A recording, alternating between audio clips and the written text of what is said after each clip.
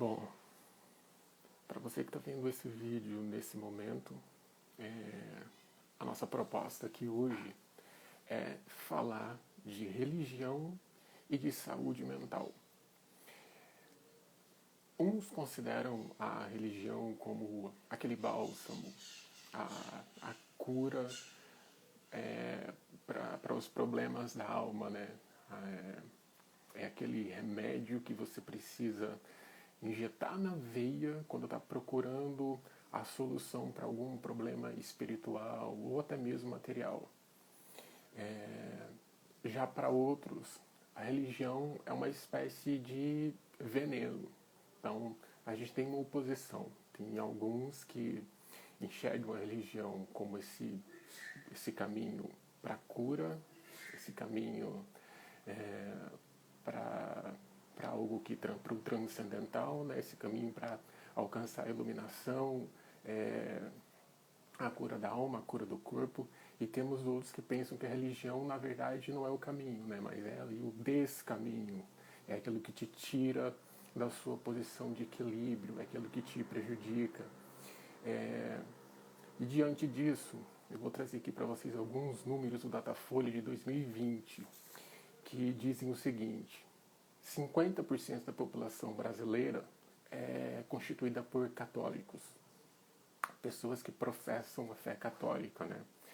31% são de evangélicos, 10% não tem religião, 3% da população brasileira são espíritas, 2% são de outras religiões, 1% são ateus e 0,3% da população brasileira professam a fé judaica.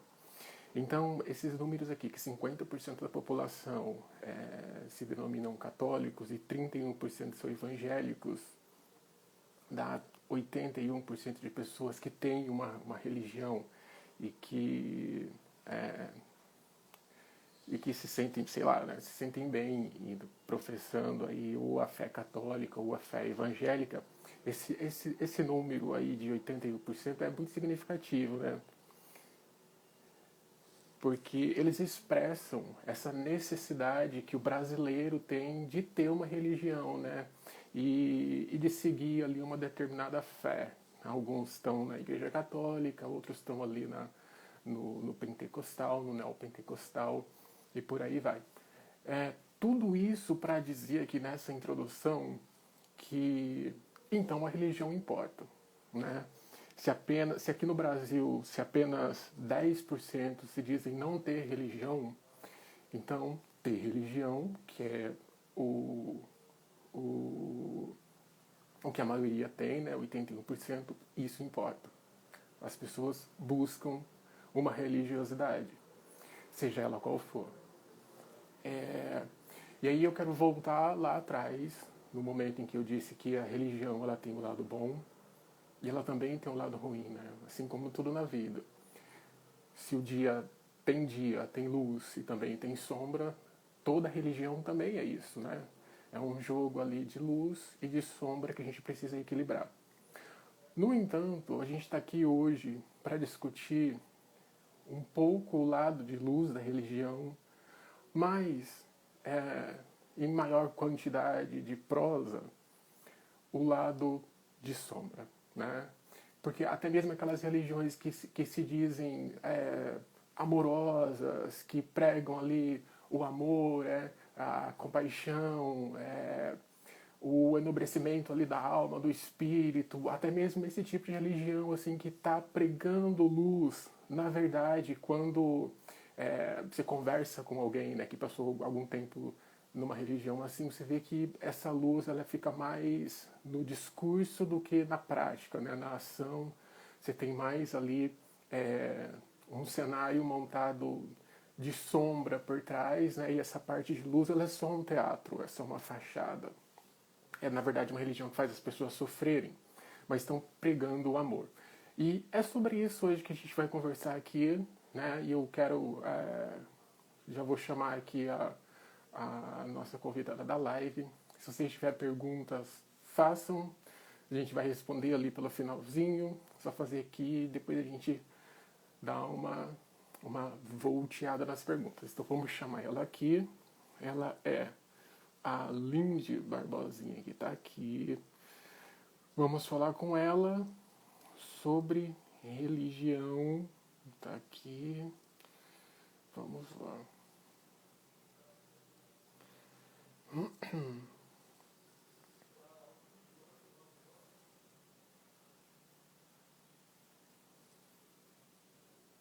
Cadê ela? Já está entrando.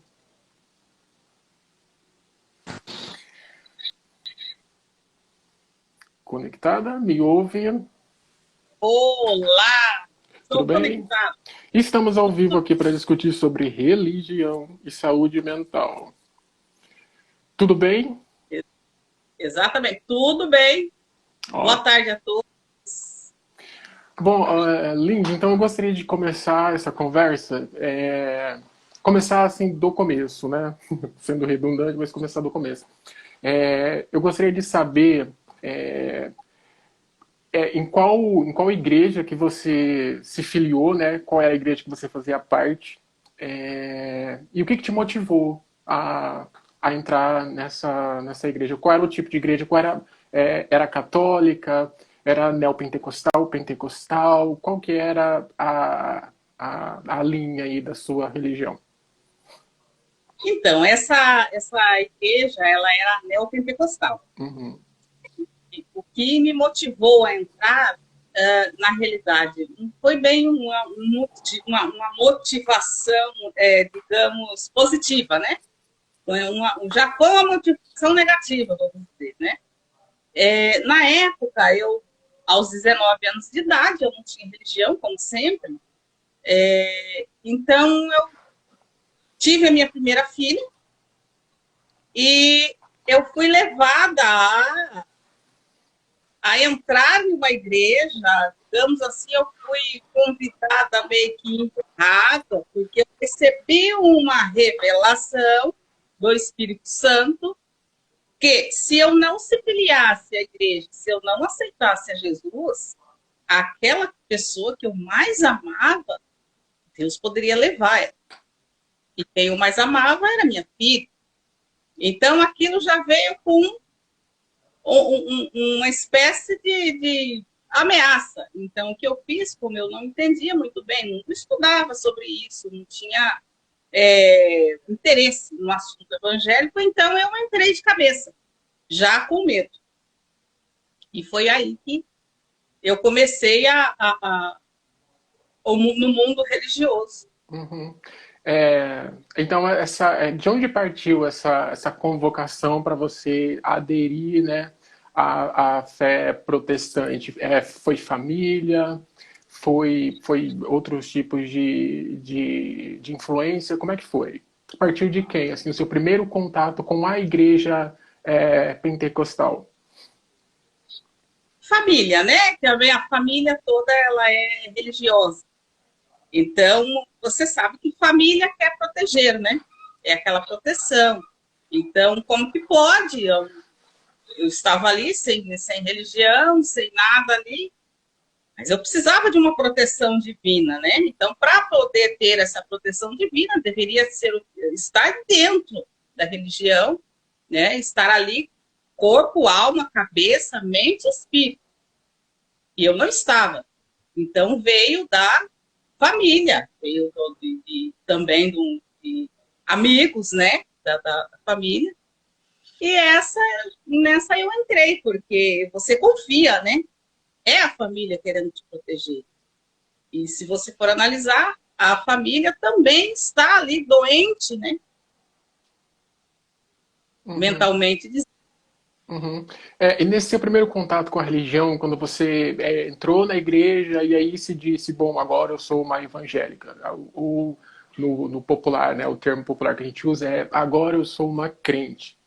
Qual que foi assim as principais mudanças que ocorreram na sua vida nesse período de agora eu sou crente, em relação ao período anterior, que era você uma não crente, né? Quais foram as principais mudanças assim que a religião operou na sua vida a partir desse momento que você entrou na igreja? A primeira mudança foi emocional. Já perdi completamente a minha liberdade e a minha personalidade. Ali começou a entrar uma espécie, vamos dizer, outra pessoa, invadindo o meu próprio corpo, a minha própria pessoa. Eu já não era eu mais a dona de mim, do meu corpo, da minha mente, mas era o pastor, era a igreja, eram os dogmas religiosos. Então eu já comecei a mudança na parte da vestimenta, que tem uma espécie tem uma roupagem para você. É aquela roupa que você vai vestir, é aquele corte de cabelo que você vai ter, ou aliás, não tem cortes de cabelo. Então foi essa mudança, já começou ali essa mudança. E eu vi que eu comecei também, o meu lado emocional também começou a mudar. Eu comecei a ficar triste. E vendo que alguém estava roubando a minha personalidade. Então aquilo já começou uma ebulição ali dentro, né? Certo. Bom, por esse lado aí de você vestir uma outra roupa que não é aquela que você gosta, né? Ou de ser uma outra pessoa, eu acho que não só a religião, né? Mas assim, o mundo de forma geral ele opera desse mesmo modo, né? Porque, por exemplo, para trabalhar, por exemplo, você tem ali um determinado tipo de vestimenta, né? Ou, sei lá, para ir para a escola, você tem ali um uniforme. Então, assim como essas outras instituições aí que regem a nossa vida cotidiana, né? A religião também. Só que a religião ela tem um complicador que não é só uma regra, né? É mais ou menos assim, se você não usar esse determinado tipo de roupa, não é que você pode sair daqui ou mudar de escola ou mudar de emprego, né? Eu vou aqui no meu emprego não permite que eu use barba, então eu vou para um emprego que permite que eu use barba. Nessa religião, na igreja protestante, essa religião, dessa igreja que você está falando, a pessoa que desrespeita a regra, né, que sai e diz, não, eu vou ser quem eu sou, ela está condenada a ir para o inferno. É isso. Exatamente. Se Então, você não... Pode falar.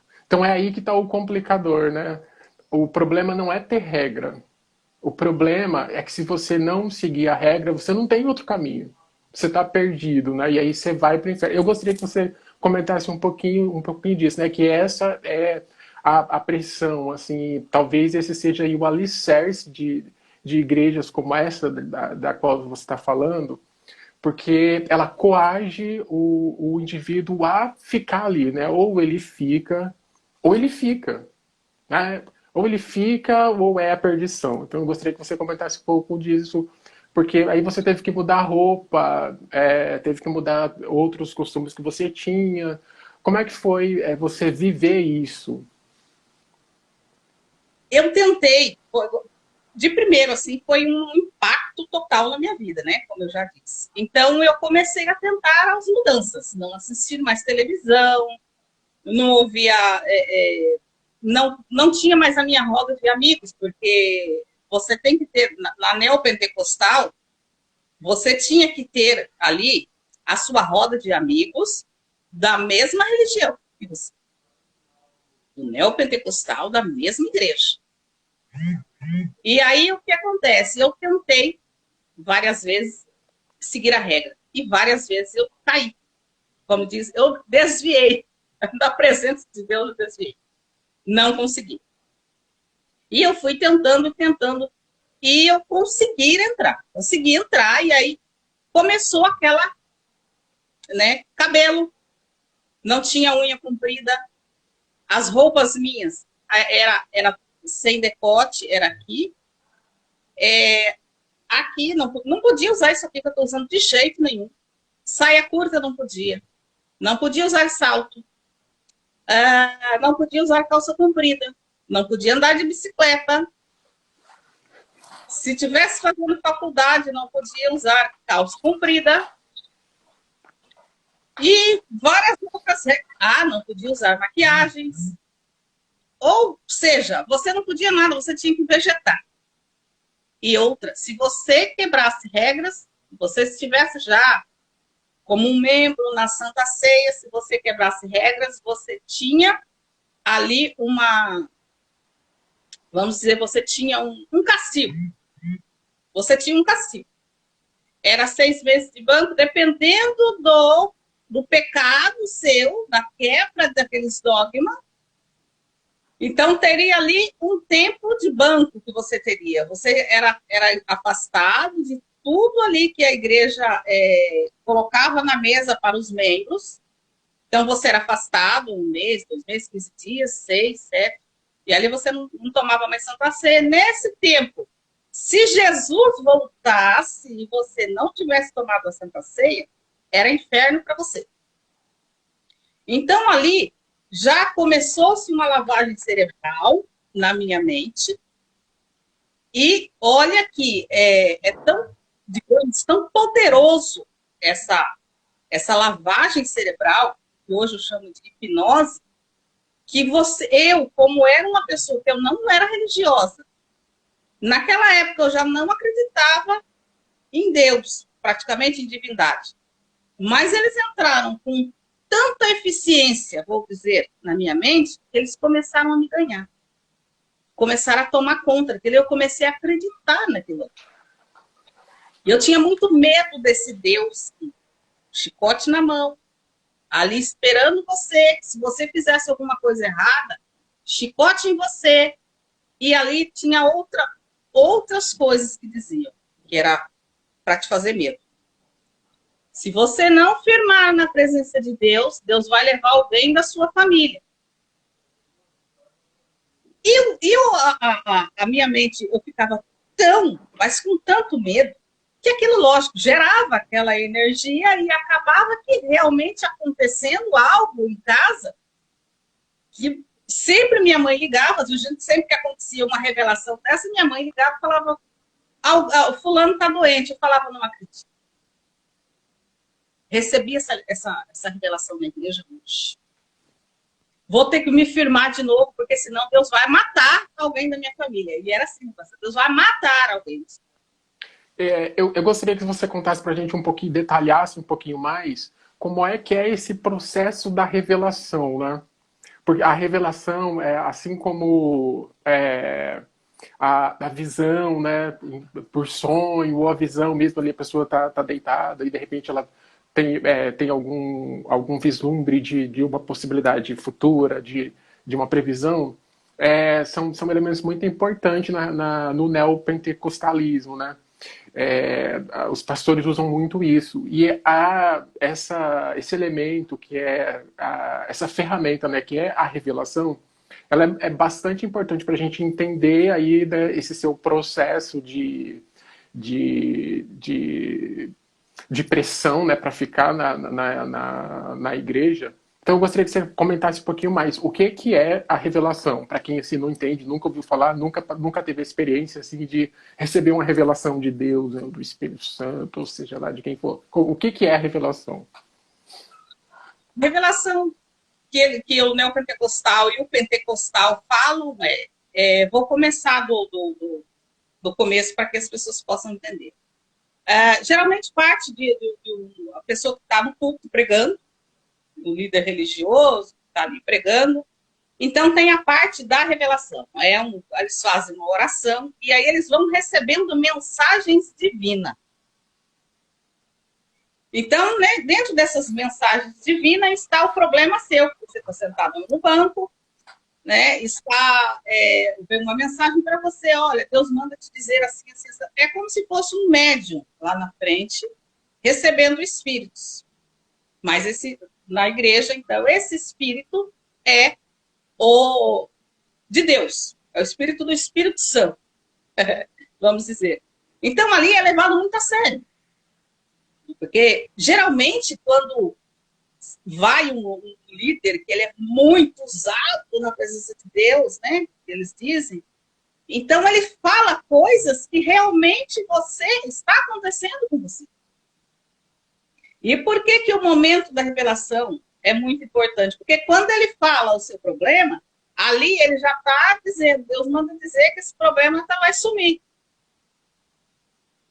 E também tem o lado perigoso das revelações. Às vezes, quantas vezes eu estava no banco e aí alguém me revelava, né? O líder lá, que estava fazendo o culto, revelava que tem uma pessoa que tem uma doença X.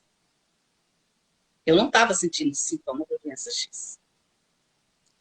Aí ele dizia, Deus manda dizer que para você ter fé que ele vai te curar. Quando ele dizia aquilo, eu já começava a sentir os sintomas. Isso muito me assustava. Então, ou seja, essa revelação, ela é praticamente uma hipnose. É onde leva muitas pessoas à desgraça. Porque teve uma vez, eu me lembro que eu fui revelada que eu estava com um câncer no seio. Eu cheguei ali sem nada. Nenhum sintoma. Mas quando eu cheguei no meio do caminho, eu já comecei a sentir o seio que ele disse latejando. Eu entrei em pânico. Eu entrei em pânico e eu fiquei com esses sintomas por uma semana. Uma semana. E aí eu comecei a ir para a igreja, porque a solução é a igreja, a solução é Deus. E ali eu orava, eu jejuava e tal. E aí tive outra revelação de que Deus estava me curando completamente. Sumiu. Ou seja, é uma lavagem cerebral, é uma hipnose. Tem um lado bom? Tem um lado bom. Tem um lado ruim? Tem um lado ruim. Então, a revelação é isso. É como se fosse um médium passando as informações do Espírito Santo de Deus para a pessoa que está ali sentada no banco. Uhum. É uma técnica, né? Então você começou falando aí das revelações que eram coercitivas, né? Daquele tipo de revelação que o pastor dizia que se você saísse da igreja, você poderia perder uma pessoa da família. Depois, essa revelação aí, né, que você tinha um câncer, e que você talvez não, né? Que provavelmente você não tinha, mas por acreditar tanto ali naquela figura sagrada, né? Então você não podia duvidar dele, né? Porque é mais ou menos assim, pô, ele é tão sagrado, porque vai que eu duvide, e aí de fato eu tenho, né? Então, e aí nessa de, meu Deus do céu, eu tenho que acreditar nesse discurso sagrado, né? Eu preciso acreditar, então eu preciso ter o câncer. Porque senão, aquela figura sagrada que está ali em cima do altar, ela não faz mais sentido. Porque se ela falou uma mentira, se eu não tenho câncer, né? Ela é uma mentira, né? Ela é só uma ficção. Então, não. Então, aí o seu cérebro, né, ele precisa fazer você acreditar que sim, que você tem, que eu tenho câncer, né? E que se eu não tiver fé que eu vou ser curado, eu vou. Ou se eu duvidar, eu vou ter. Mas eu já tenho. Não é uma escolha, né? Ter ou não ter. Você já tem, mesmo não tendo. E aí eu queria saber como esse tipo de discurso, né, que fazia você agir permanecendo ali na igreja, que tipo de efeito esse discurso produziu em você? Quem que você se tornou a partir disso? Eu acabei me tornando uma pessoa triste, revoltada, vamos dizer que um zumbi, porque a vida que eu estava levando não era minha, eu não fazia minhas próprias escolhas, então aquilo foi entrando na minha mente e eu ficava muito revoltada às vezes com esse Deus. Então eu xingava ele às vezes. Eu sozinha, às vezes, no meu quarto, eu xingava ele. E aí vinha o arrependimento. Ai, que arrependimento, eu xinguei Deus. Ali era 3 dias de jejum e oração. Era uma penitência. Eu xingava ele e aí eu ia para a penitência. Então era assim, a vida era assim. E eu não tinha mais Estamos com um aquele probleminha. Você pode retomar, porque a gente teve um travamento aí quando você falou da penitência, né? Que você estava comentando do jejum aí por 3 dias e a oração depois que você xingou Deus, né? Então você tinha que fazer jejum e oração como forma de penitência. Aí travou nesse momento. Sim, então, vamos começar de novo. Eu ficava muito irritada com esse Deus, porque ele era um Deus muito ruim, muito cruel. Então, o que eu fazia? Eu entrava no quarto e começava a xingar ele. E aí, quando eu voltava, assim, falava, mas, gente, eu xinguei Deus. Me perdoa. Aí era uma penitência, era um jejum de 3 dias. 3 dias. Sem comer e sem beber. Era a penitência.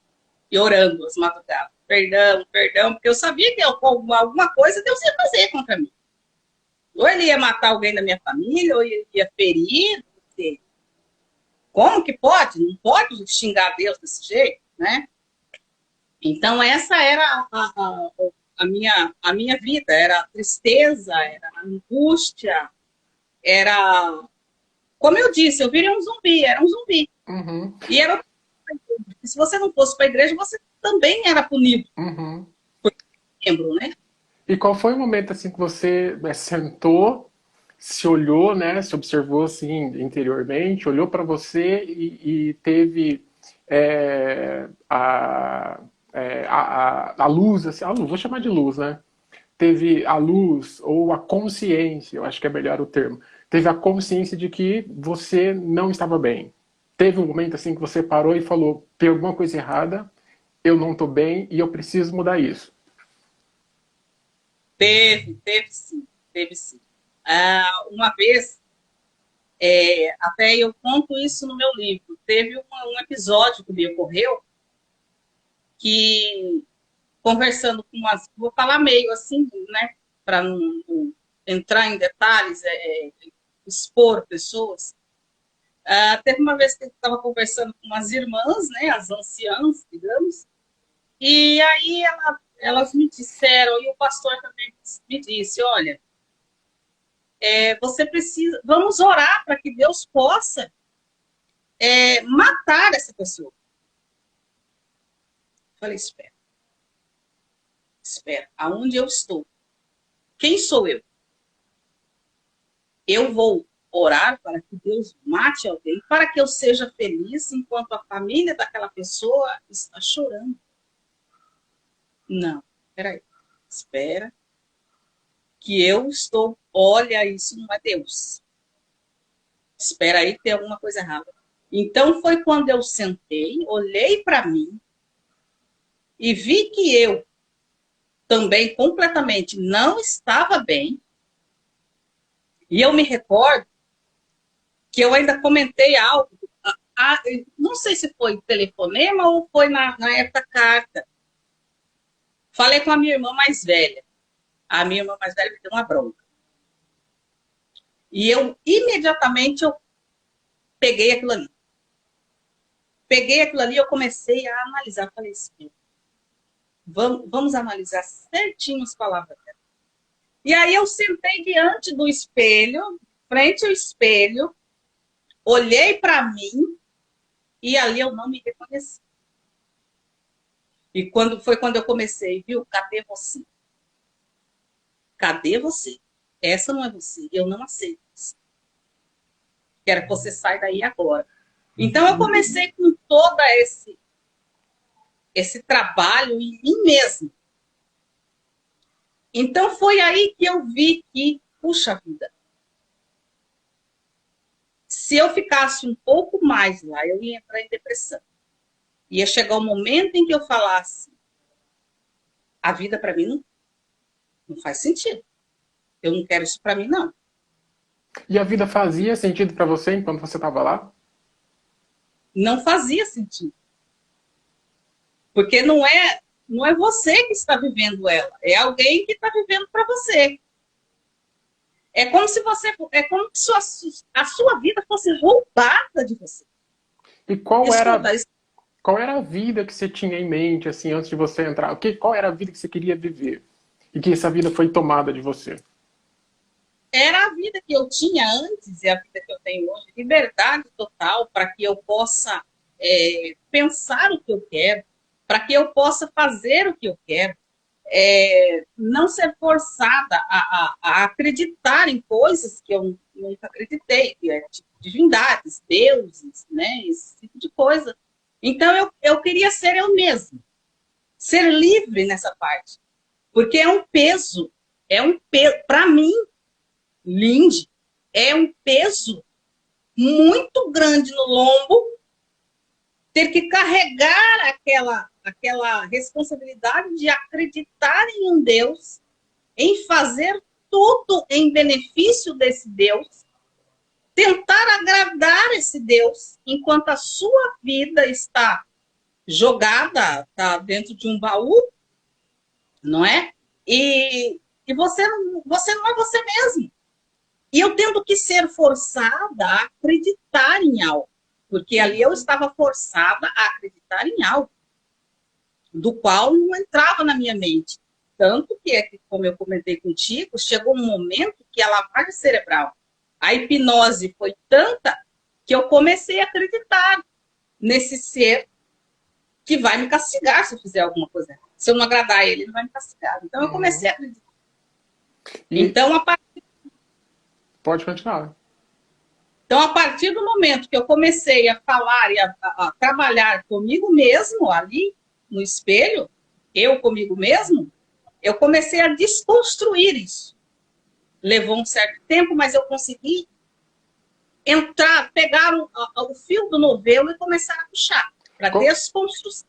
Mas não foi fácil. e qual foi esse caminho? Eu acho que o que interessa bastante a gente aqui, né? Claro que interessa bastante o seu relato, né, sobre o que é viver esses anos todos aí, né, dentro de uma igreja, sendo ali na rédea curta, né, sem poder viver a vida que você quer viver. Eu acho que também importa bastante para a gente entender qual foi os caminhos que você trilhou para a sua saída. Hoje, e aí eu já vou emendar uma segunda pergunta, assim, primeiro, se você quiser, né, você pode responder, quais foram aí os caminhos iniciais que você pegou, né, para escapar, e depois, queria que você me dissesse se hoje, qual é a sua relação com a religião, a partir dessa sua saída. Então, meu primeiro caminho foi estudar. Eu comecei a estudar, comecei a pesquisar sobre a Bíblia, pesquisar sobre esse Deus, pesquisar sobre Jesus, pesquisar tudo, porque eu queria ter certeza de que não estaria fazendo besteira. Eu queria ter certeza de que eu não estaria matando alguém da família. Então, o que eu fui fazer? Eu fui correr atrás de conhecimento. Porque a frase, né? O conhecimento liberta. E foi o que aconteceu comigo. O conhecimento me libertou. Estudar, pesquisar. Eu passei todos esses anos. Até hoje eu estudo porque eu acabei gostando desse tema. Teólogo, né? Teológico. Eu acabei entrando nesse tema e fiquei, porque eu gostei. Né? Eu gosto muito de coisas ocultas, então eu adorei esse tema e eu continuo pesquisando e estudando. Mas o que me tirou disso, o que me libertou, foi o conhecimento. Porque dentro dessa religião, dessa igreja que eu estava, que é a neopentecostal, era proibido estudar teologia. Isso era proibido.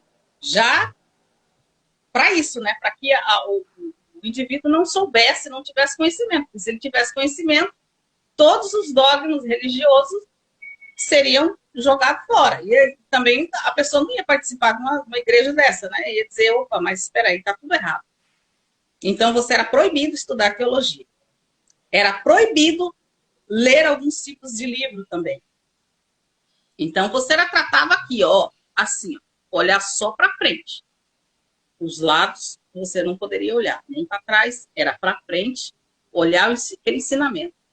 Então, eu saí dessa regra, fui correr atrás de conhecimento, estudei, pesquisei, e eu consegui me sair, né, desses dogmas dessa igreja.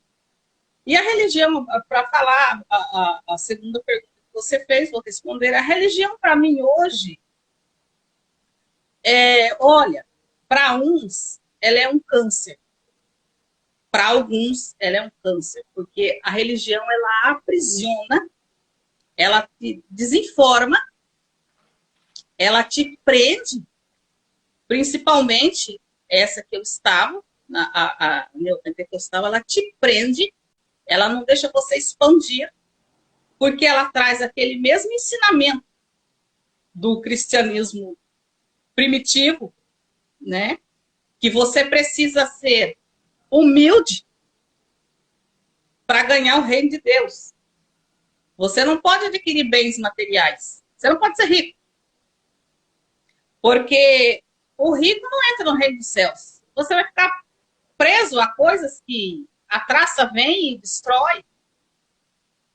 Você tem que estar ligado a Deus. Então, é muito pregado sobre dízimos, sobre ofertas. Ou seja, você não tem nada. Você não pode ter nada, mas você tem que ter o dízimo e oferta para ajudar na obra de Deus. Enquanto muitos, já que não é para correr atrás de bens materiais, então nós não vamos correr atrás de bens materiais. Então, muitas pessoas pensam assim ainda. Estão parados, sentados, esperando a volta de Cristo, porque é isso que importa para eles. Uhum. Não é? Enquanto a sua vida profissional está parada, você passando dificuldade. Me recordo que tinha uma irmã na igreja, ela já não existe mais hoje, eu relato no meu livro também essa história dela. Ela era uma pessoa muito pobre. E sempre quando ela ia para a igreja, às vezes quando ela tinha dinheiro, que era o dinheiro, um dia eu chorei, porque eu não aguentei ver aquilo, ela estava com o dinheiro do gás, ela ia comprar o gás. E então foi pedida a oferta. E aí ela me disse assim, meu filho, eu só tenho um dinheiro do gás. Se eu der esse dinheiro, mas eu tenho certeza que Deus vai prover. Porque a pessoa ali na frente começou a fazer aquela, sabe, aquela conversa ali, aquela hipnose foi entrando na mente dela. Deus vai multiplicar para você. Se você só tem esse dinheiro aí, é o dinheiro do seu aluguel, é o dinheiro da água, é o dinheiro da luz. Se você tiver esse dinheiro aí, você doar ele para Cristo, o seu dinheiro vai ser multiplicado. Era mais ou menos assim a pregação. Então a pessoa ia lá e depositava o dinheiro na salva. Foi o que ela fez. Pois ela ficou um mês inteiro sem comer. Porque ela não tinha gás. E Deus não multiplicou para ela. É uma coisa assim, era extrema. Era uma coisa muito triste. Então, a religião, para mim, nesse nível, ela é um câncer. Ela vai comendo tudo.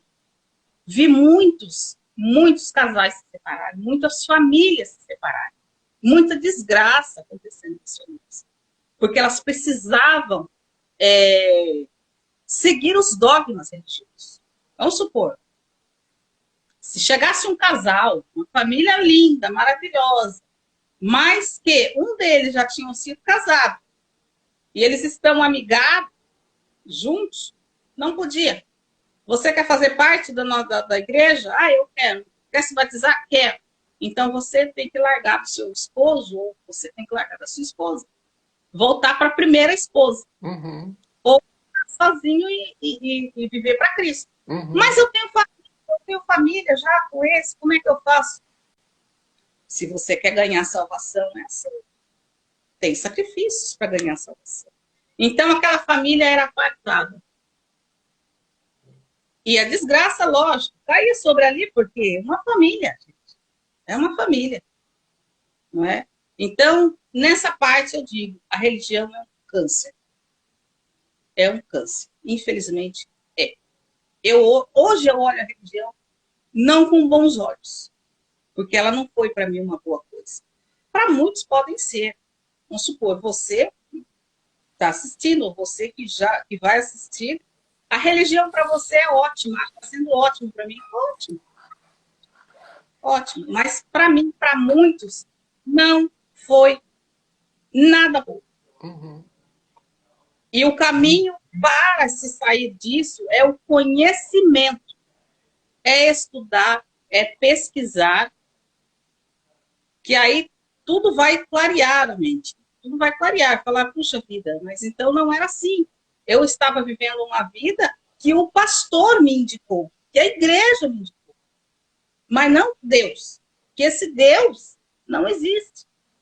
Esse Deus dessa religião não existe. Não é? Então, é o conhecimento. O Uhum. conhecimento.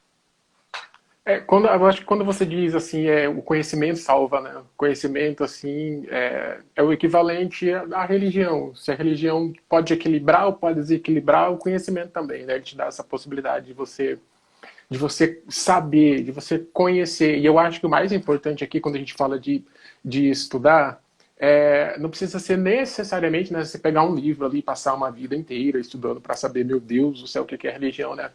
Mas pode ser isso, pode ser isso. Esse é um caminho também. Mas tem esse processo que é muito importante também de conhecer você mesmo, né? É de se Exato. colocar, você está diante de uma situação e aquilo te fez mal, separar e pensar, poxa, isso me fez mal. Será que eu preciso continuar aqui diante dessa coisa, desse movimento que está me fazendo mal? Será que eu não posso procurar um outro caminho onde eu vou me sentir melhor? Né? E aí eu acho que quando a gente para, né, que você disse em alguma resposta anterior, que você parou na frente do espelho e você disse, bom, essa não sou eu. Né? Será que se a gente, enquanto estiver vivendo esse tipo de religiosidade que eu chamo de tóxica, né, que vem de uma religião negativa, que te proíbe, que te faz uma outra pessoa, né, te faz se comportar de uma forma que você não se comportaria quando você está buscando o seu bem-estar, né, ter ali algum prazer na vida. Será que se você parar e olhar para você e pensar, poxa, se isso me faz tão mal, ou se isso está fazendo mal a quem está à minha volta, será que é o caminho certo mesmo que eu tenho que seguir? Será que não existe uma outra coisa? E aí sim, né? Aí eu acho que é esse momento de você estudar, né? Fazer esse processo que você fez. Estudar, né? E ver quais são os outros caminhos que você tem, né? Porque se tem outras alternativas, por que não procurar saber? E aí, esse ponto também é interessante, porque essa igreja que a gente está falando, o regramento dela proíbe que a gente acesse esses outros saberes. Proíbe, por exemplo, que a gente vá num terreiro de umbanda, ou numa casa espírita, ou na igreja católica. É proibido. E se você for e o pastor fica sabendo, então você vai ser punida, ou punido, né? Você não vai tomar a ceia se você participa, se você é membro.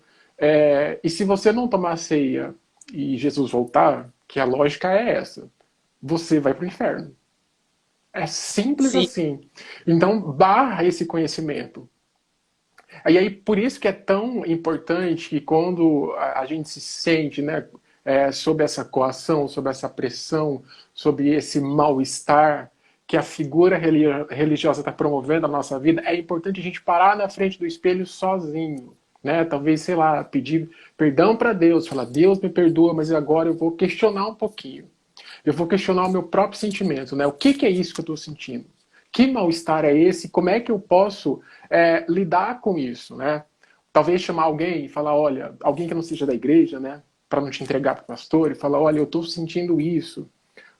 Será que existe um caminho para a gente resolver isso, né? Será que existe uma cura para esse meu mal-estar? Porque sempre tem, né? E aí, eu gostaria de voltar no que você citou o livro, né, que escreveu ali em meados de 2018, se eu não me engano, foi isso? E foi, eu acredito que sim. tá com ele em mãos aí para mostrar, assim, daquele salve, olha aqui, 2019. 2019. Esse livro, então, eu editei, né? Ele tá, ele tá na Isso. Amazon e tá no Clube de Autores. Chama Aprisionada, né? Que é um título aí que é bastante sugestivo, né? Pro relato que você nos trouxe aí. E ele conta detalhadamente toda essa situação, né, que você viveu, que foram 13 anos de igreja evangélica, vivendo é, aí na rédea curta, né, de cada pastor que passou pela igreja. E aí a gente detalha do começo, assim, desde o começo, desde a chegada dentro da igreja, esse processo, né, de sentar, olhar assim para os próprios sentimentos, né, ver que aquilo era que aquele mal-estar era um problema que precisava ser solucionado, até o momento de ruptura, quando você falou, não, agora não dá mais, eu estou saindo e os caminhos que eu tenho são esse. Então, eu recomendo bastante o livro aí para quem tiver interesse, né, em conhecer um pouco mais do seu relato.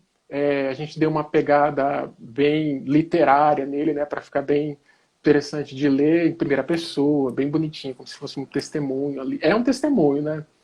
É, E, e eu acho assim, primeiro eu queria te parabenizar por ter coragem, né, de publicar a sua história, que você está revelando ali a sua intimidade, né, aquilo que você sente no seu íntimo, colocando para fora todo o seu mal-estar. Eu considero isso como um tipo, né, de sublimação desse trauma que foi esse tipo de religiosidade tóxica aí na sua vida. Se você quiser falar um pouco mais do seu livro e vender o peixe e tal, pode falar.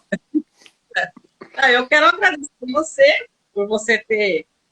Se não fosse você, esse livro não existiria, né? Porque foi uma parceria, uma baita de uma parceria contigo, né?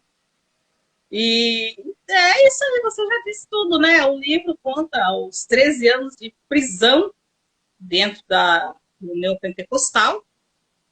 E eu conto também alguns relatos que aconteceu que mais mexeu comigo, que fez com que eu acordasse ali, e como foi que eu consegui sair dessa prisão, né? Dessa prisão mental. E uma coisa também que eu gostaria de dizer é que é curioso, Eduardo, mas é assim, o cristianismo verdadeiro, que é a gnose, o cristianismo primitivo, ele ensina o indivíduo a ter um autoconhecimento. Eu costumo dizer que se esse ensinamento do cristianismo, se ele tivesse chego até aqui, nessa nossa civilização, não existiria igreja. Porque o indivíduo, ele saberia quem sou eu, né? Seria um autoconhecimento, ele conhecia a si mesmo. Então é curioso como que se perdeu o cristianismo durante esse período, até chegar onde chegamos, para poder nos aprisionar, não é? Então a falta de conhecimento acaba com que nós não sejamos aprisionados por uma coisa que você nem conhecimento tem, uma coisa que não é real, uma coisa que não é verdadeira. Não é? Então, eu gostaria de deixar essa mensagem. Conheçam mais o que é o cristianismo. Que o cristianismo é a gnose. Então, procurem saber mais, estudem mais, tenha mais um conhecimento do que é o cristianismo real. Não esse que te aprisiona. Não esse desse Deus que é um Deus que te leva para o inferno, que te bate, que te mata, que te castiga. Esse não é o verdadeiro cristianismo. Eu vejo durante essa nossa conversa aqui e também lá com a leitura do livro, né? Eu encaro muito a religião, assim, essa religião que a gente está falando, né? Ou até a religião católica mesmo, ou a evangélica, como você tem ali na igreja enquanto instituição, né, como se fosse a figura do pai, né? Então é muito difícil você deixar o seu pai. Por exemplo, você ficou 13 anos na igreja. E ali você tem Deus, você tem a figura do pastor. É como se ele substituísse o seu pai biológico, né? Assim, bom, Tá. eu até tenho meu pai, né? Talvez, sei lá. Mas eu tenho esse outro pai aqui, que é um pai maior, né? Um pai transcendental, assim, que está velando por mim lá em cima, onde eu não vejo, e ele está em todo canto que eu vou, ele é onipresente, né? Onisciente, onipotente, essa coisa toda. É, e é muito difícil a gente deixar esse pai, mesmo quando esse pai está machucando a gente, né? Porque quando a gente é criança, eu, por exemplo, no meu período de infância, era muito comum o pai pegar uma corda, né, e dar umas cordadas. Hoje em dia, não mais, né? A gente tem outras técnicas de educação. Mas mesmo com essa educação um pouco mais rígida, de levar uns tapas, eu amava o meu pai, né? Quer dizer, ainda amo. Preciso de terapia para entender. Mas é isso, você não deixa o seu pai, você fica puto da vida. Você fala, meu pai me bateu, eu vou embora de casa. Mas não vai. Então é muito difícil deixar esse pai. E a igreja, ela constrói essa figura paterna, que ela é muito forte, que a gente se apega. Então, para você sair, mesmo que aquilo tá te fazendo mal, é difícil. Como que você deixa o seu pai, né? E aí, claro, Exato. o caminho são múltiplos, né? A gente deixa, por que a gente deixa o pai? A gente sai de casa para estudar, para trabalhar, e você faz da universidade o seu novo pai, ou você vai fazer do seu trabalho que você foi embora o seu novo pai, né? A gente tem possibilidade de criar outras figuras paternas que não seja essa violenta. E eu acho que é aqui que está a importância da gente discutir sobre isso, né? Porque aí você achou essa outra figura paterna, construiu essa outra figura paterna, não mais na igreja, né, que te fazia muito mal, mas aonde? Acho que essa é a pergunta que a Então, gente finaliza agora, entendeu? essa figura, até eu fui muito criticada e ainda sou muito criticada, porque você corta o cordão umbilical do seu pai, não é? Que você perde totalmente a proteção, porque a partir do momento que você sai da presença dele, você está exposto, como diz a religião, né? Ali o diabo pode te tentar, você pode morrer, as pessoas da sua família podem morrer, você vem adoecer com a pior doença possível. Não é porque ali você já não tem mais a proteção, a luz do seu pai. Então eu peneirei tudo isso antes de tomar uma decisão. Falei, não, eu não quero mais saber disso, eu não quero mais saber dessa figura. Essa figura me faz mal, essa figura faz mal para minha família, para os meus amigos. Então, eu não quero mais. A partir do momento em que eu comecei a fazer esse tipo de, digamos que foi uma terapia para mim, conversar com o espelho, eu e eu. Então, eu comecei a enxergar em mim a figura que eu precisava. Então, eu sempre dizia, você pode, você é um Deus. Você pode qualquer coisa. Então, hoje, inclusive, eu estava tendo uma conversa que eu não me lembro quem, e assim que eu comecei, assim que eu saí de dentro daquela capa, porque para mim foi assim, eu estava aqui, daqui a pouco eu saí de dentro de mim mesma, como se fosse uma metamorfose. Eu passei por uma metamorfose. Então, quando eu saí, que eu tinha certeza de que agora era eu, em uma conversa com alguém que era desse meio evangélico, ela me disse, mas você já imaginou se você morresse agora? Com quem que você imagina? Aliás, quem você imagina que iria te receber? Eu olhei para essa pessoa e falei, eu já imagino quem ia me receber. Quem? Eu mesma. Eu estaria ali para receber a mim mesma. Porque hoje eu sou o meu próprio Deus. Eu faço as minhas regras. Eu faço o meu destino. Eu escolho. E eu vou pensar quais serão as consequências dessa minha escolha? Será que eu vou aguentar essas consequências? Não, não vou aguentar. Então vamos para outro caminho. Ou eu vou aguentar. Não, eu vou aguentar, então eu vou. Então, a partir do momento que eu fiz essa limpeza mental, que eu comecei a olhar para dentro de mim mesma, e eu conhecer a mim mesma, então foi aí que deu aquela clareada na mente. Então, hoje, eu vejo a mim mesma como aquela figura importante, aquele eu, né? Eu sou eu, é tudo eu. Não há terceiro. Não há terceiro. Não tem substituição ali. Se eu errar, foi uma escolha minha. Então, o meu Deus hoje sou eu mesmo. Talvez pode soar uma coisa, nossa, mas que isso? Esse ego está inflado demais.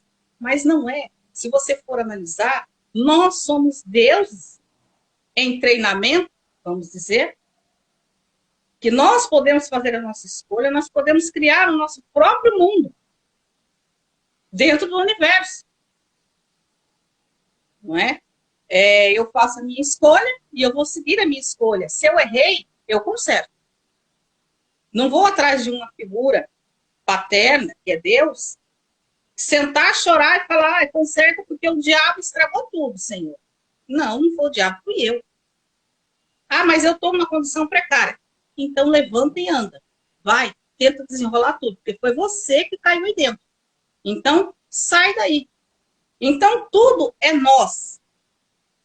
Tudo é nós. Ah, não, mas aquela escolha foi o fulano. Não, não foi o fulano, foi você.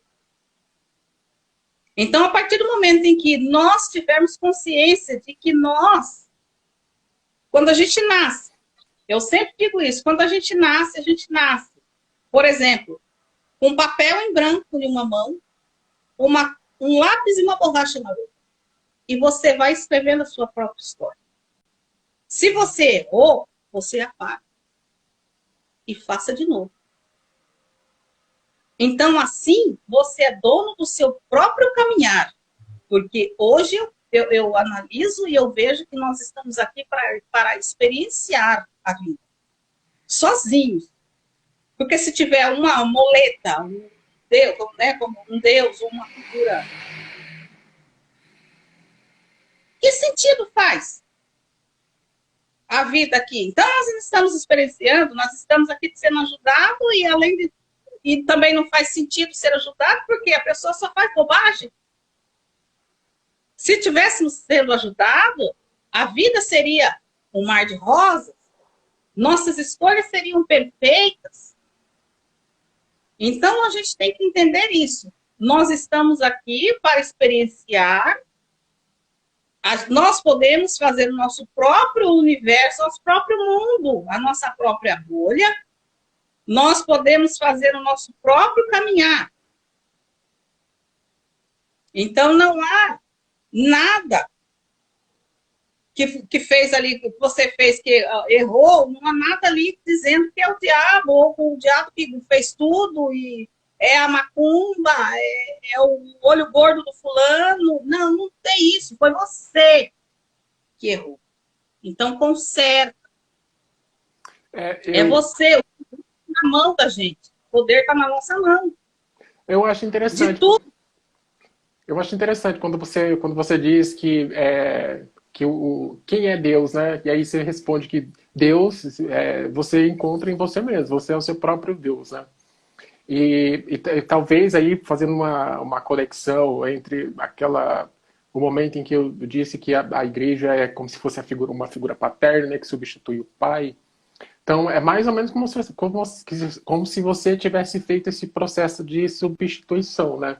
Então, você desinveste ali a igreja e as figuras religiosas que a compõem, né? O pastor e tal. Você desinveste elas de toda aquela sacralidade, desinveste ela dessa figura do pai, né? Você desconstrói isso, mas você reconstrói de novo uma outra figura paterna que é quem? Você mesmo. Né? E aí você, quando você toma consciência, né, de que o que você faz tem uma causa e tem um efeito, você faz porque você desejou fazer aquilo e vai ter consequência. É, claro, você pode fazer alguma coisa ruim ou fazer alguma coisa boa e vai ter consequência, porque tudo na vida tem consequência. Então, e não existe uma figura divina para te punir, né? A única Não, figura divina que está ali para te punir é a sua consciência, é você mesmo, né? São os efeitos dos atos que você faz. E aí, quando você tem consciência disso, tá? Eu vou fazer mal para alguém, mas isso pode voltar para mim. Alguém pode fazer a mesma coisa comigo. Então, por que eu vou fazer? Né? Então, tomar essa consciência, né, de que eu vou fazer alguma coisa, eu vou tomar um tipo de atitude, né? Porque eu vou fazer isso porque eu quero fazer isso. Não porque eu estou agradando ao pastor, eu estou agradando uma divindade, ou eu não vou fazer porque eu não quero fazer, né? E aí, nesse sentido, a gente pode ser a nossa própria divindade, né? exato. Acreditar não no poder ali da instituição religiosa, mas acreditar no poder que a gente tem, né? De livre-arbítrio, né? De escolher o que a gente quer, o que a gente deseja. Acho que um pouco é isso. Quer comentar mais alguma coisa sobre isso? Nós temos que entender que nós somos deuses, né? E veja que interessante que o próprio livro que o evangélico carrega debaixo do braço e tem lá na cabeceira da sua cama, o personagem Jesus, ele diz assim, ó, vós sois deuses. Veja que interessante. A própria Bíblia do cristianismo fala que nós somos deuses e que nós podemos fazer as nossas próprias escolhas. Só que, como nós estamos dizendo, tem as consequências. Você vai aguentar as consequências? Se não aguentar, então recua. Se aguenta, vai. Não é? É interessante. Certo. Bom, então a gente vai caminhando aqui para o finalzinho, e aí eu gostaria de fazer uma diferença aqui para a gente pensar, separar, né, a religiosidade de espiritualidade.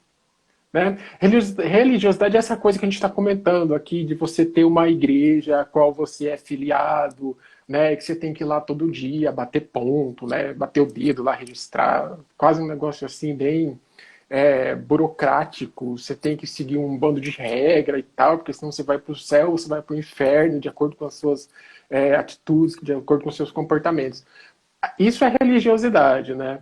É, claro, nem toda religiosidade é isso, né? É cheio de regra, é cheio de sombra, né? Existe também essa religiosidade positiva que te proporciona um bem-estar. E aí, quem deve decidir se a sua religiosidade ela é tóxica ou ela é positiva é a própria pessoa, né? É ali no ato de viver a fé, né? Tá me fazendo bem? Então é positivo. Tá me fazendo mal? Então não sei se é tão positivo assim. E aí a diferença para a gente saindo da religiosidade indo para espiritualidade é que espiritualidade não necessariamente exige uma figura divina, uma instituição religiosa, né? Um bando de regra a ser seguida, nem céu ou inferno. Você simplesmente acredita numa coisa que é maior, que transcende, né? Que é maior, assim, alguma coisa que está na ordem do espírito, não da matéria, e que aquele te faz um bem, né? Te dá um sentido para a vida, te proporciona um bem-estar. Acreditar em alguma coisa. É isso, não importa o que, né? Pode ser Deus, pode ser, sei lá, em você mesmo, qualquer coisa, assim, sei lá. Sentar, Exatamente. né? Você ajoelhar um dia, assim, do nada, no seu quarto, acender uma vela, sei lá, um incenso, fazer uma oração, uma prece.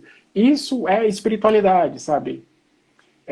E aí não necessariamente você está preso ali, né, a dogmas religiosos, eu tenho que fazer isso, eu preciso fazer uma prece, senão eu vou para o inferno, eu preciso fazer aquilo. Não, você pode fazer qualquer coisa, né, para transcender, para ir além, assim, alguma coisa que te faz bem. Se te faz bem, é positivo. Né? Então, acho que o caminho é esse. O que você acha disso? Eu vou emendar com uma outra pergunta agora, que, pelo que eu sei, acho que você não tem mais uma religião. E aí, a pergunta que eu gostaria de fazer agora, se você tirou a religião e se colocou no centro do seu próprio mundo, que é uma coisa muito positiva, eu não vejo como egóica, mas eu vejo como uma construção positiva de si, né? Você está se construindo consigo mesma, olhando para esse espelho que é o seu próprio interior.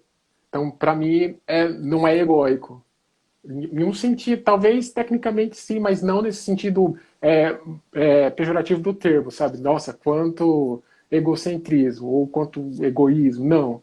É você se construindo com você mesmo. Para mim, isso é ótimo. É como se fosse um renascimento, entendeu? Trabalho de parto, eu saí ali, agora eu estou sozinha no mundo, vou dar os meus primeiros passos, vou andar, entendeu? E vou pro mundo. É eu comigo. E aí, como você abandonou a religião, e agora? Você pratica alguma espécie de. é, eu não gostaria de chamar de talvez religiosidade positiva, ou tem alguma espécie de espiritualidade que ordena a sua vida ou não? Olha, não tem. Não tem nenhuma espécie de espiritualidade que vai regendo ali minha vida e tomou conta, que eu chego e falo, me ajuda, ou alguma coisa assim. Não. Hoje, pela linguajar do cristianismo e das crenças religiosas, me chamam de ateia. Mas eu não me considero ateia porque eu creio em mim mesmo. Eu sou um Deus e eu creio em mim mesmo. Deus com D minúsculo, não é?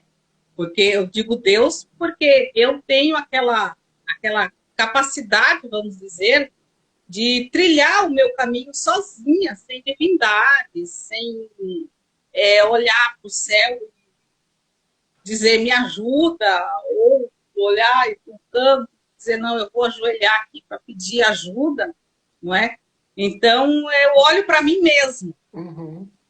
Se em algum momento que eu estou passando por que eu fiz alguma situação não se encaixar ali, eu olho para mim mesmo e falo, viu, cadê a sua atitude? Porque você pode sair dessa, você vai sair dessa agora. Você pode, a sua capacidade é muito maior que isso. Não senta, levanta e vai. Então, eu tenho Uhum. muitas essas coisas comigo. Então, eu virei ali uma espécie de um eu superior, digamos ali. Tudo bem que o meu eu superior está mais acima, muito mais acima de mim. Uhum. Eu acredito que tenha um eu superior muito mais acima, e não se compara comigo. Mas eu não recorro a ele, eu recorro a mim mesmo, porque eu tenho essa consciência de que o que está acontecendo ali é no aqui e no agora. Eu entrei nessa situação, então eu preciso sair dela. Então, quem é que vai me tirar? Eu mesmo. Uhum. Então, eu não. Essa parte que eu tinha de entrar para o quarto, orar, chorar, me lastimar e pedir a Deus socorro, essa parte morreu. Essa parte não existe. E eu voltei a ser o que eu era antes, eu mesma. Hoje não, porque eu sou mais assim confiante em mim mesma. Eu confio muito em mim. Né? Eu me conheço, eu sei a capacidade que eu tenho. Então, eu digo que não preciso mais de alguém, uma figura espiritual, né? Um anjo, acho que digamos, um guia, um mestre, alguma coisa assim. Eu já me sinto na capacidade de pegar minha roupinha, como se diz outro, colocar a trouxinha nas costas e, ó, caminho. Eu já me sinto capacitada para isso. Então, hoje, eu não tenho nenhum tipo de espiritualidade e também não me considero como uma ateia. Uhum. Ateia pelo fato de não acreditar em nada de divindades, de Deus, essas coisas. Nessa parte, sim. Pode-se me chamar de ateia, mas olhando para o outro lado, não, porque eu confio em mim mesmo, não é? E eu tenho a mim como se fosse um Deus com D maiúsculo. Uhum. Acho interessante assim essa última fala, porque ela vai um pouco no sentido de que para pessoas talvez como você ou como eu também já fui, né, já fui da igreja, já fui crente. É, eu acho que às vezes a gente está procurando o pai em um lugar, né? Você está procurando o pai ali dentro da igreja e o pai não está lá, não está. Ele está dentro de Não. você mesmo, né? E aí, quando você se olha, você acha, ah, tá, eu procurei por 13 anos esse pai, né? Achando que ele estava ali na igreja, e não estava. Na verdade, ele estava bem aqui, né? Tá aqui dentro de mim e eu ignorando esse tempo todo. O pai é a gente mesmo. Funciona para alguns, né? Para você, funciona muito, funcionou, eu acredito, né? Procurar esse pai, que agora é você mesmo, você é o pai de si mesma. Para outros talvez não funcione, para outros talvez a religiosidade seja uma coisa boa, apesar da sombra, né? A pessoa ignora ali esse lado sombrio e olha apenas para esse lado de luz, né? Que é vou me penitenciar, né? Se o pastor quer que eu passe fome porque eu tenho que pagar o dízimo, eu vou passar fome porque isso vai significar minha salvação lá na frente. E se está tudo bem para a pessoa, tá tudo bem, tá tudo bem, né? Eu acho que cada um de nós tem uma hora ali que você perde essa conexão com o pai que você está procurando lá, né? Tem uma hora, chega um momento que você diz, não, eu perdi e realmente o meu pai não está aqui, eu vou procurar ele em outro lugar e aí você vai achar. Porque o ditado já diz, quem procura acha, e acha. Demora, o processo é doloroso, mas acha, né? Bom, então com isso a gente termina aqui o nosso papo. Passou assim, ó, já tem mais de uma hora que a gente está conversando. Percebe? Não, não percebe. O papo é bom, né? Agradável, a prosa é boa aqui. Faltou só uma Sim. cachaçinha de lado para tomar aqui. Mas. Então, acho que a gente pode continuar essa conversa, assim, numa outra oportunidade. É só a gente combinar, né? Marcar certinho. E tem algumas perguntas aqui que a nossa irmã querida fez pra gente, a nossa irmã mais velha, e a gente tem que responder, né? Porque é a irmã mais velha, gente. Então, já vamos aqui para as perguntinhas dela. Vamos ver o que, que ela disse aqui. Hum. Ó, primeiro ela fez uma pergunta assim. Vocês acham que as pessoas que acham que tem essa conexão direta com Deus, elas têm algum problema psiquiátrico? Ela fez a pergunta enquanto a gente estava falando ali do processo de revelação, né? Que quando o pastor está lá no altar ou em algum momento de conexão ali com o divino, e aí ele tem uma revelação do Espírito Santo, essa entidade diz alguma coisa para ele, e ele precisa passar essa revelação para alguém. A revelação é sempre direcionada para alguém. Né? Então, eu estou aqui conectado com o Espírito Santo, com a divindade, a divindade me revelou alguma coisa que vai acontecer com você, ou está te revelando que você está num processo de cura, né? Te alertando de um perigo e te dando um livramento. Então, aí o pastor é essa figura, né, que recebe a revelação e que vai direcionar para outra pessoa. Então ela está perguntando se essa pessoa, essa figura que recebe a revelação, ela tem um problema psiquiátrico. O que você acha? Olha, eu acho que não é bem um problema psiquiátrico, é uma tática para ganhar a pessoa. Por exemplo, se você revela, olha, aqui tem uma pessoa que está passando por necessidade, dentro de uma igreja que só tem pessoas com poder aquisitivo baixíssimo, várias pessoas vão levantar a mão. E aí a pessoa, a figura que está ali passando essa revelação, ela vai dizer, ela vai escolher um, é você. Então é bem por esse lado, é um jogo de hipnose, uma lavagem cerebral. Mas também eu quero deixar claro aqui, porque tem muitos também que têm essa paranormalidade de ver, né, o que está acontecendo. E também tem aquelas pessoas que estudam o mental, né? Então, o que que acontece? Ele vai te olhar, ele vai ler toda o seu rosto ali. Como é que você está? Você está triste? Você está alegre? Você transparece ali pela sua face, você transparece para ele alguma coisa. Então, ele vai dizer, é um jogo mental. Ele vai dizer para você o que ele está vendo em você. E vai bater certinho. Uhum. Porque é um jogo mental. Mas eu não posso deixar de não dizer que há, sim, pessoas que têm essa paranormalidade. De ver além de ti, de saber o que está acontecendo contigo. Tem isso aí, mas é muito raro. Uhum. Geralmente, nessas igrejas, o que acontece é o jogo mental. Não é problema psiquiátrico. O problema ali para poder te ganhar mesmo. Então, eles vão no jogo mental ali. E a gente acredita porque está precisando muito, né, de ser cuidado por essa figura que é o pastor, né? Então, qualquer coisa que ele fala, a gente tende a acreditar. Mas, Exato. Você está ali, você foi ali para isso, né? ah, Para ouvir alguma coisa, né? eu vou deixar uma referência aqui para quem tem interesse nesses jogos da mente e tal, nesse negócio de ludibriar o público, que às vezes pode ser um pouco disso, mas não só, né? Porque você deu também esses dois lados aí. Tem um lado que é só para passe, e tem um lado que não, que também tem uma certa. Lado É, ilusionista. o lado ilusionista, né? E o lado que é mais voltado para uma paranormalidade e tal.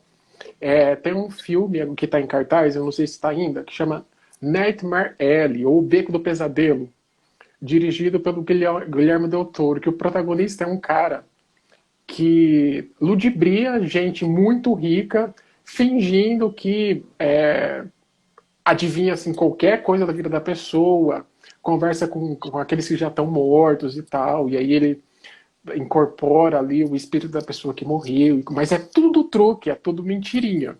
Então acho que o filme é bem bacana pra gente, para quem tem interesse nessa parada toda aí. Chama O Beco do Sim, Pesadelo.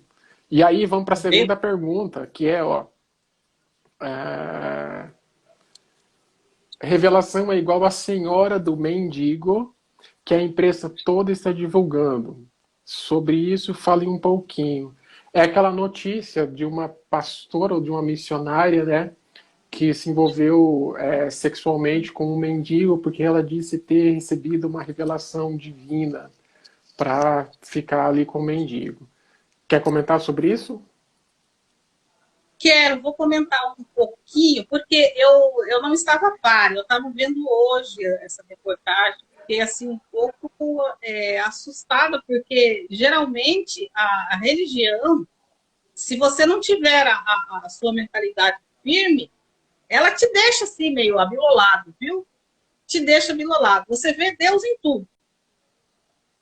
Deus em tudo e diabo em tudo.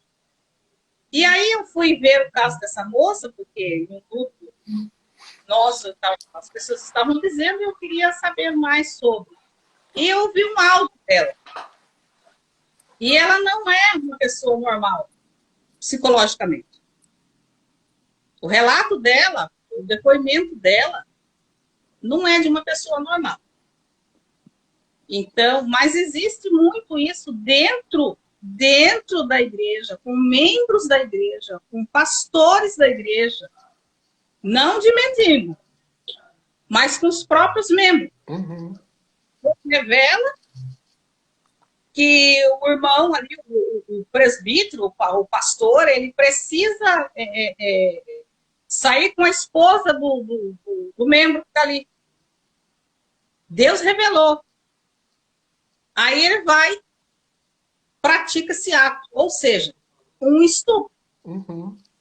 A pessoa, a mulher em si, ela é obrigada a fazer isso porque Deus mandou. Então, nesse meio tem sim essa sujeira. Tem essa sujeira. Não é? E tem práticas de orgia, tem droga, tem tudo que o mundo oferece dentro de santas igrejas do neopentecostal. Aborto. O que mais tem é aborto dentro dessas igrejas. Por quê? Porque é assim, acontece de que o pastor sai com a ovelha dele, a ovelha engravida, o pastor é casado. Qual a solução? Aborto.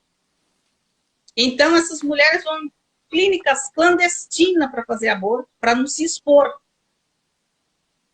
Então, o que mais existe? Eu estava vendo uma reportagem há muito tempo atrás, e essa reportagem da época estava dizendo a 89% das mulheres que vão nas clínicas clandestinas fazer aborto são evangélicas. Então, fica aí a resposta. Sim, nesse meio evangélico há esse tipo de sujeira, sim. Uhum. E é comum, é comum. Uma das coisas que me espantou muito foi isso aí também. Eu analiso esse caso aí, né, da pastora, por um. Você tem a sua perspectiva aí, vou por um outro viés, que é mais ou menos o seguinte, assim. Eu acho que desejo, né, desejo sexual, é uma coisa que a gente sente, assim, por qualquer pessoa, qualquer é, tipo de gente, né? Pode ser uma pessoa que está ali com o corpo limpo, né, que tenha tomado banho, ou pode ser alguém que está sujo mesmo, pode ser um mendigo. Existe desejo assim, desejo é uma coisa infinita, assim, não dá nem para quantificar o tipo de desejo que cada um tem. Então, eu leio assim, pode ter sido alguma coisa do tipo, essa mulher estava na frente ali de um homem, que é um mendigo, né, um morador, uma pessoa em situação de rua, e de repente sentiu um desejo sexual de ficar com ele. E aí, para uma pessoa religiosa, né, que está na igreja, como que você lida com esse seu desejo sexual? Você não lida, né? Você empurra ele para baixo do tapete. Pô, eu senti aqui um desejo, mas eu escondo. Vou fazer uma outra coisa na vida, vou fazer uma oração, vou jejuar, vou fazer uma outra coisa. E ela não, ela foi lá e deu cabo do desejo, né? Falou assim, eu tenho um desejo, eu vou realizar ele. E depois? Aí depois ela precisa justificar por que que fez aquilo, né? Então o que que ela faz? Bom, eu tive uma revelação que a divindade me orientou a ter relação sexual com o mendigo, que foi uma palavra divina, eu só estava seguindo ordem. Ela tava, claro que ela estava seguindo ordem, né? Ela estava seguindo uma ordem. Desejo é como se fosse um Deus, né? Tem hora que você, né, ele exige muito para você reprimir. Ela não conseguiu reprimir, botou para fora e aí jogou nas costas de Deus, entendeu? A culpa não é minha de ter desejo pelo mendigo. Se eu fiquei com ele, culpa Deus, problema de Deus, entendeu? Então já é bem isso. Vamos ver se ela mandou mais alguma. Não mandou mais nada. Hum, Alguém quer perguntar mais alguma coisa aqui, gente, relacionado à saúde mental, religião? Ou em 3 segundos a gente encerra. 3, 2, 1. Brincadeira. Bom, então é isso. A gente vai encerrar aqui por hoje. E se bater assim aquela necessidade de a gente fazer outra, a gente faz. É só chamar aí. Estamos aqui. Quero agradecer aí a todo mundo que está assistindo, quem fez a perguntinha aqui, que foi só a nossa irmã mais velha. Vou deixar bem claro. A gente pagou ela para perguntar, mentira. Mas, então, ó, para você que está vendo esse vídeo agora, se quiser mandar mensagem nas nossas redes sociais, pode mandar. Vai ficar aqui, vou deixar o vídeo salvo, né? Então, pode mandar mensagem para mim, pode mandar mensagem para a Lindy, perguntando qualquer coisa. Se quiser falar também, né, com a gente sobre se tiver numa situação parecida, né, parecida com essa, que ela viveu, e quiser conversar sobre isso, manda mensagem para a gente, vem aqui no direct do Instagram, manda mensagem, a gente vai responder, a gente vai conversar. Se quiser marcar uma live com a gente está aqui, a gente faz uma live Também. Então é isso. Muito obrigado e a gente se vê numa próxima, se tiver uma próxima. Espero que tenha. Vai ter, vai. Obrigado e até mais. Até mais. Até. Tchau. Tchau.